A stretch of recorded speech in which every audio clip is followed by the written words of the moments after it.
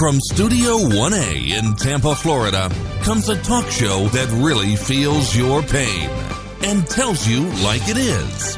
We love America and all that freedom-loving Americans want to protect. Live from coast to coast and on your radio, it's For the People with Keith Allen. We'll help you survive this thing called life. We're for the people. Whatever your source of stress or strife, for the people is there. Well, hello, Mr. and Mrs. America. I am Keith Allen and proudly welcoming you to this Friday's edition of For the People for September the 21st, 2018. I am enjoying a cup of coffee, and of course, it has to be in one of our coffee mugs, our For the People coffee mugs. And if you don't have one, I suggest you actually take a look at one. It's got our famous red, white, and blue logo with For the People on it, and you can see it. Yes, it's a shameless plug, I get it, but it's okay. We can say these things because this is our property. Yeah, we don't have cases laying around. We have a distributor who actually prints them fresh, literally, when you order one. But for some reason, I don't know what it is, but when you put a Keurig in there or any coffee in there or beverage, it just tastes better. So that's my claim anyway. So if you get a For the People coffee mug at forthepeopleshow.com, you'll enjoy that coffee or beverage of your choice a lot better. All right, so we're going to get right into it here. A lot of people would not want to be in my position right now, especially being a conservative. We're talking about the Brett Kavanaugh controversy right now with Blasey Ford. This is a really bad thing. I'm not shocked, not surprised, just in the climate of sex in this country. I mean, let's just get right down to what it is. Clarence Thomas all over again, Anita Hill 26 years ago, deja vu. This is not what the Republicans want right now by a long stretch. We don't need this. And you know, I sometimes don't understand where Donald Trump's coming from. I do, but I don't. First, they were quiet over the weekend after the bombshell, you know, with Christine Ford willing to be interviewed next week. And more salacious details coming out about the happening, they say, happened 26 years. What was it? It was 36 years ago. Exactly. That's a long time ago. Not to minimize, ladies and gentlemen, not to minimize that if something did happen, I should caution, things do happen. But this incident took place 36 years ago. And Blasey Ford said that the incident occurred when she was 15. Brett Kavanaugh, he was a student himself at Georgetown Preparatory School, and he was 17. She was 15, he was 17. And supposedly Kavanaugh's friend was with him, allegedly, folks, stumbled drunk at a small gathering of teens, somehow ended up in a bedroom in a house in Montgomery County, she said, with his friend watching. Kavanaugh pinned her down to a bed on her back and groped her over her clothes. And if you have small children, younger children, you may want to turn it down. Grinding his body against hers and trying to pull her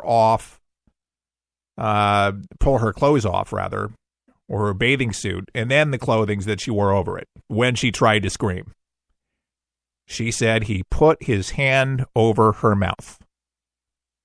I believe her. And I think she's very courageous for coming this far. Ford's advisor, Ricky Stedman, told Politico, I believe her. That's what she said. The problem that I have, ladies and gentlemen, with all of this, and I caution Dems, especially, during this process, is that you can allow your outrage, frustration on what's going on in the country. For instance, when there was the announcement of a conservative like Kavanaugh that could sway the court, the judiciary, and then Roe versus Wade could, and this is the panic. This is the information that's been passed along the pipeline throughout the country. Joy Behar, CNN, you can pick a channel propagating this insanity. And it is insanity, folks. It is insanity. Now, the burden of proof, okay? The burden of proof lies with Brett Kavanaugh. It's on him. She has to testify, he has to testify, and America's going to watch. This, unfortunately, as painful as it's going to be, this is going to have to play out. Because what you're doing is you're accusing somebody from the highest court, who could be a Supreme Court judge. I wasn't there at the party. You weren't there at the party. And the friend, whoever Kavanaugh's friend was, I'm sure, and whoever friends that she had, it's a lot. It's a lot to take in. This is a very unfortunate thing. Sexual assault is very serious, folks. To say that somebody sexually assaulted you is very serious. And now it's much more acceptable to come out. The Me Too movement, #MeToo. It's a good time that if something did happen, it's a great time, never been a better time, to come out and talk about it. Unfortunately, there's a lot of people that have been sexually assaulted and will never tell anybody. They will live with it, with the pain, and they'll do the best they can. And that's all they can do. A lot of it's embarrassment, shame, all sorts of particular things. Yes, this lady's a doctor in therapy in 2012, which is very interesting. His name came up, Kavanaugh, the name. She told her husband years ago. I mean, this is, didn't just pop out of the hat. Now, again, that's what they're saying. Nothing's been investigated conclusively. It's just these things have been said. And this is where we're at, folks. America, we need to say a prayer. I pray that the truth will be revealed. Either way, whether she is the worst thing that could ever have come out of the left, and she lied to smear a good man, and this never, ever happened. Or Brett Kavanaugh was an idiot, and he did those very things to her shamefully, and he lied. And he will not have that position of high achievement of the Supreme Court judge as a justice. That will, in essence, ruin his career. And who's his family life? Oh, my Lord. So where are we at right now? Kristen Ford, she's willing to be interviewed, but she's got a list of restrictions. And I think it's very interesting. An attorney for the California college professor who has accused Supreme Court nominee Brett Kavanaugh of sexually assaulting her when both were in their teens, has told Senate Judiciary staff that she is open to testifying next Thursday in a public hearing, assuming her safety is guaranteed. Okay, I can live with that. Everybody's safety should be guaranteed. Blasey Ford is also opposed to being in the same room as Kavanaugh and does not want outside counsel for the questioning portion, although, from what we understand, the New York Times even reported it that Thursday that the Republican members of the committee have already decided to hire to avoid an attorney to avoid the image of, say, 11 male senators questioning Blasey Ford. Instead, they are seeking to enlist the help of an experienced litigator familiar with assault cases and are seeking a woman, according to one person familiar with the search. So Ford earlier, this past Thursday, told the committee that she is willing to testify next week so long as senators offer terms that are fair and which ensure her safety, according to her lawyers. And as you're aware, she has been receiving death threats. Both of them have.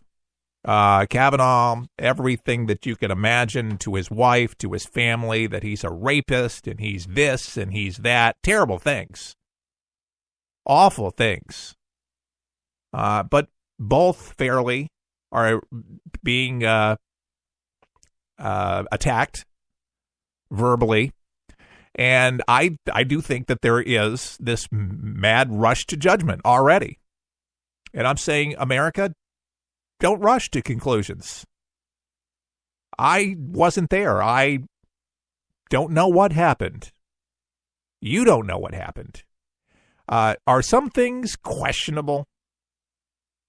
Are some things as what people have termed the 11th hour and how dare you come up with this information?